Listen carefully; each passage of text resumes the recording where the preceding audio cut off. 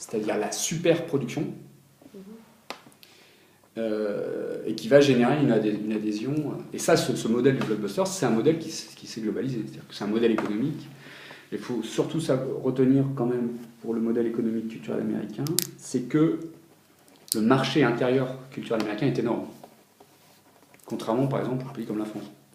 C'est-à-dire rentabiliser un film aux États-Unis, vous pouvez le rentabiliser que sur votre marché domestique, puisqu'il y a 350 millions de personnes. Tout le reste, c'est du bénéfice. C'est que du bénéfice. Alors qu'en France, vous faites une super production, vous avez 60 millions de personnes, forcément, vous n'avez pas la marge sur votre marché captif, sur votre marché, marché local, entre guillemets, national. C'est ça la grande différence. En fait, Voilà, et donc on est obligé de cibler sur un marché national avec une langue, avec des codes, machin. Bon. Donc les Américains peuvent faire des produits de type blockbuster parce que déjà, ils peuvent totalement rentabiliser leur production à l'interne. Et donc ça, un acteur, la MPA, les studios hollywoodiens. Un autre acteur, c'est la RIAA, c'est la Recording Industry Association of America, je sais pas quoi. Donc là, c'est la musique. C'est l'équivalent de la MPA. Donc en fait, c'est tous les producteurs. En fait, c'est des assos, hein, c'est des associations de producteurs. Sauf qu'ils ont accès direct à la Maison Blanche. Ils ont accès direct au département d'État. Quand ils veulent quelque chose sur le plan du droit international, sur le plan des lois, ils peuvent... Il y a ça. L'autre acteur, c'est le Board of Governors. C'est tous les patrons de network américains, sur le même modèle. C'est en fait des espèces d'associations professionnelles. Et donc vous avez ces quelques très très gros structures qui sont des interlocuteurs très réguliers du pouvoir économique et du pouvoir politique. Sachant que c'est, enfin, le modèle, c'est le modèle de l'industrie. C'est-à-dire que clairement, l'objectif est de vendre un produit et d'en tirer un bénéfice. C'est pas juste pour l'amour de l'art, c'est les gars, ils sont non, nous c'est le business. Donc ils ont bénéficié de tout l'appui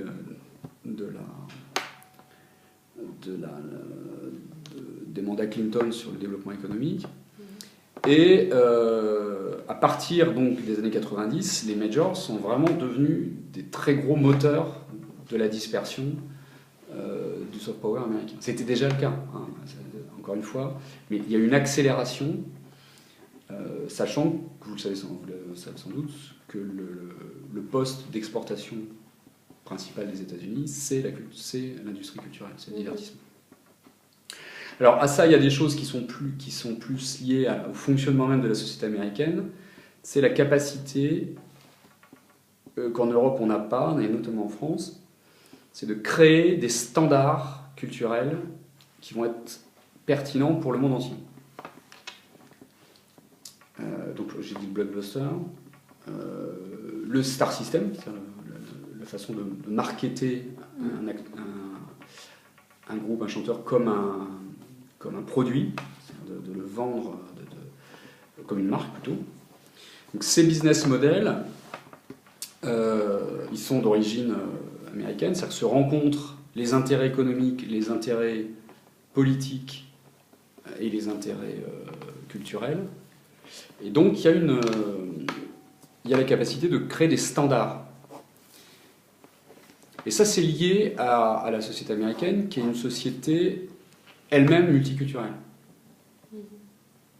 Parce que une des théories, c'est pourquoi les Américains sont capables de faire des modèles qui plaisent à tout, enfin, des standards qui peuvent projeter sur le monde entier, et mieux, c'est pour ça qu'il faut éviter le terme américanisation, hein, c'est un terme assez faux, parce qu'en fait, ces produits d'origine américaine, c'est des standards qui sont projetés, mais que les cultures, les Indiens, les Chinois, les Africains, les Européens, les Sud-Américains, ils s'en saisissent et ils les transforment. Vous voyez ce que je veux dire ? C'est un truc qui n'est pas...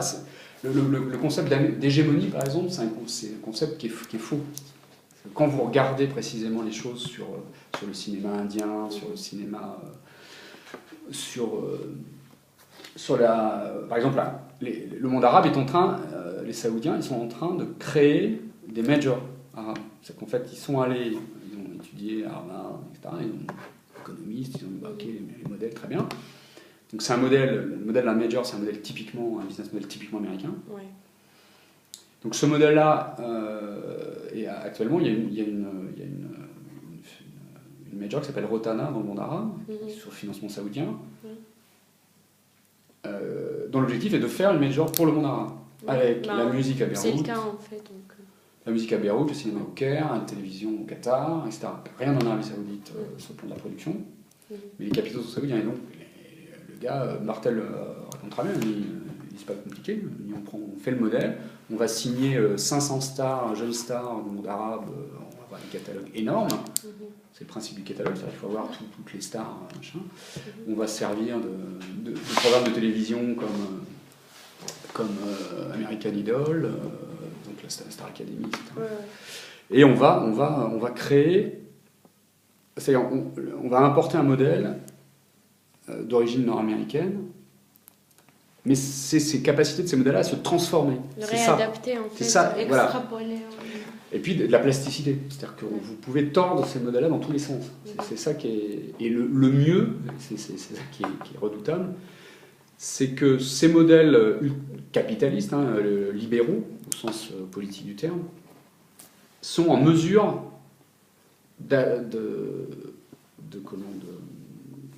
d'avaler même les mouvements culturels contestataires. Et d'ailleurs, que ce soit le blues, que ce soit le jazz, que ce soit le rap, que ce soit le hip-hop, etc., qui au début sont des subcultures américaines, c'est-à-dire qu'en fait, c'est soit des ghettos et machin. Donc de contestation sociale, contestation politique, on n'avait qu'à voir dans les années 60 la black music qui était hyper politisée. Ok, très bien, pas de problème. On absorbe le truc et on en fait on l'intègre à ces standards culturels américains. Et c'est ça qui est très fort, parce que même les mouvements de contestation, le mouvement hippie, le mouvement écologique, tout ça, capacité de tout assimiler et d'en faire des standards qu'on peut exporter dans le monde entier. Mais ça, c'est parce que la société américaine fonctionne d'une certaine façon, c'est une société d'immigrants, c'est une société communautariste, c'est une société dont le ciment religieux est un ciment très fort, au-delà des différentes religions, et qui permet ça, qui permet cette espèce de pompe continuelle à générer des standards globaux. Et ces standards, quand ils atterrissent dans les aires culturelles, ça peut être le fast-food, ça peut être la télé-réalité, ça peut être la radio et machin. Ils ont une grosse capacité d'attraction, c'est-à-dire les gens sont c'est américain, etc. Et d'ailleurs, McDonald's fonctionne comme ça, c'est-à-dire que quand ils arrivent dans un pays, ils répliquent exactement le modèle américain, donc les gens arrivent, hein. Au bout d'un an, il y a une lassitude du public, et là, ils changent les menus, et ils intègrent des trucs, la culture locale. En fait, genre pour McDo, je vous dis par exemple pour le Maroc, il adapte en fonction des Arabes, donc on a le Macarabia, des trucs comme ça, donc comme vous l'avez dit, il l'adapte à... Ouais. Et ça, c'est une grave erreur quand on pense que les Américains, justement, c'est l'hégémonie, c'est machin, ils arrivent leur truc. Non, c'est beaucoup plus subtil que ça. Alors, il y a le cas d'école, c'est le cas français. Vous avez peut-être vu des trucs sur l'ambassade américaine en France, non ? Non. Ça, c'est presque la caricature. C'est vraiment très intéressant. Hein. Faut vraiment voir cette vision politique avec tout ce qu'elle a de... pas de négatif, de complot, de machin. Hein. Ils sont extrêmement forts. C'est-à-dire qu'en France, aujourd'hui, vous regardez sur Internet, il commence à y avoir pas mal de trucs. Notamment, il y a un câble Wikileaks, je vous l'enverrai, ça m'intéresse. Très intéressant, en fait, c'est Rifkin. Donc, et c'est un exemple qui synthétise vraiment tout ce que je vous ai dit. C'est-à-dire que Obama est élu. Obama en France, ça a surpris beaucoup l'ambassade, ça a surpris l'ambassade américaine parce que on croit, je sais pas, vous rappelez-vous les médias à l'époque, on croirait que c'était les Français qui élisaient Obama. Ils faisaient des sondages, est-ce que vous votez Obama ? Et l'ambassade américaine s'aperçoit qu'en banlieue, Mais alors, c'est l'Obama-mania partout, notamment en banlieue. Donc les gars tout de suite percutent, se disent, bon, là on a un vecteur énorme d'influence, et puis ils le disent publiquement, c'est pas un truc secret, c'est pas, on peut pas croire, les gars, c'est pas le caricature du film d'espionnage. Donc Obama arrive. Obama nomme Charles Rifkin, ambassadeur américain en France. Alors il faut savoir que l'ambassade américaine à Paris est une des plus grosses ambassades au monde. C'est au passage, je crois, enfin, à part l'Afghanistan ou l'Irak, le plus gros poste CIA au monde. Bref, ils sont en France, je crois que l'ambassade américaine, il y a 2000 personnes. C'est énorme. Il y en a à Rennes, il y en a à Lyon, il y en a partout. On n'en entend jamais parler. C'est une très grosse ambassade. C'est le poste le plus prestigieux du corps diplomatique américain, parce que c'est la première ambassade américaine. Jefferson a été le premier ambassadeur américain à Paris. Donc, ambassade américain, c'est voilà.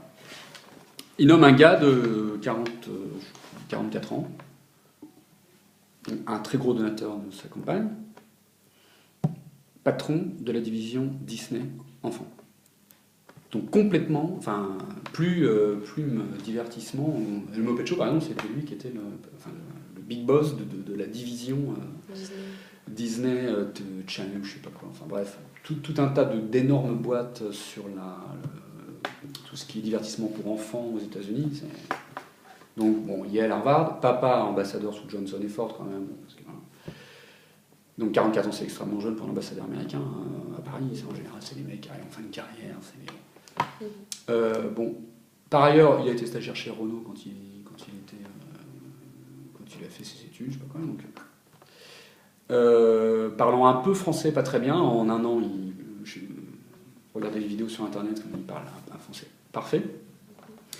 Et première chose qu'il fait, il arrive, il inaugure une fresque dans un collège de banlieue, une fresque de graffeur. Donc les gars au Quai d'Orsay, qu'est-ce qu'il fait? Le gars est fou, quoi. Déjà, le mec de Muppet Show Disney qui arrive à l'ambassade, le Quai d'Orsay était là. Et donc regardez tout ce qu'il a fait en espace de très rapidement. Et dans le câble Wikileaks, il y a la stratégie complète. Il dit la base, enfin encore une fois, c'est pas secret, sauf que le câble Wikileaks résume vraiment tout avec comme un câble diplomatique. Un câble diplomatique, c'est hyper synthétisé, vous avez toutes les étapes, ça fait 3 pages. Je vous l'enverrai. Et il dit voilà, le futur leader français, le président, sera issu de banlieue. On est sûr et certain. Je veux dire, donc, comme on a fait à l'époque, quand Sarkozy était étudiant, quand Fillon était étudiant, quand Giscard était étudiant, quand Chirac était étudiant, le boulot de l'ambassade, c'est de repérer tous les leaders potentiels, tous les gens qui sont... Avant, c'était facile, c'était l'ENA, Sciences Po, on organise des voyages, on emmène les gars, on les fait rencontrer. Bon. Et vous regardez les biographies de tous les hommes, pas tous, mais une grande partie des hommes politiques français, ils ont tous été aux États-Unis, comme ça, faire un petit voyage. Et donc là, l'ambassade américaine dit ça. Bon, alors c'est peut-être pas 2017, c'est pas 2022, c'est peut-être pas... Enfin bon, ils sont sûrs et certains, vu la démographie, vu l'évolution, le vieillissement de la population de souche, bon, ils disent c'est pas compliqué, il y aura un leader issu de banlieue. Donc il faut... Et en France, il y a une enfin, ce que tout le monde sait, il y a un point complètement aveugle dans la politique française, c'est précisément les minorités. Puisqu'il y a Sciences Po qui tourne, il y a l'ENA qui tourne, dans le câble c'est dramatique. Le mec dit, tous les médias, tous les partis politiques, toutes les administrations sont exclusivement formés dans le même moule. Donc il n'y a aucune diversité, etc. Et en faisant le pari que dans 20 ans, dans 15 ans, eux ils visent à... Les ambassadeurs, eux ils ne sont pas élus, donc ils s'en foutent, ils sont là pour... Ils peuvent viser à plusieurs décennies. Et... les cultures de banlieue, le hip-hop, c'est un truc qui est jamais diffusé sur les médias français. Alors, vraiment, très rarement. Il y a des trucs spécialisés, mais c'est jamais un truc qui fera. Tout l'art de la rue, graphe, danse, musique, streetwear, tout ça, graphisme, ça c'est un truc. Ça me paraît jeune. Enfin, oui, enfin, c'est pas, enfin,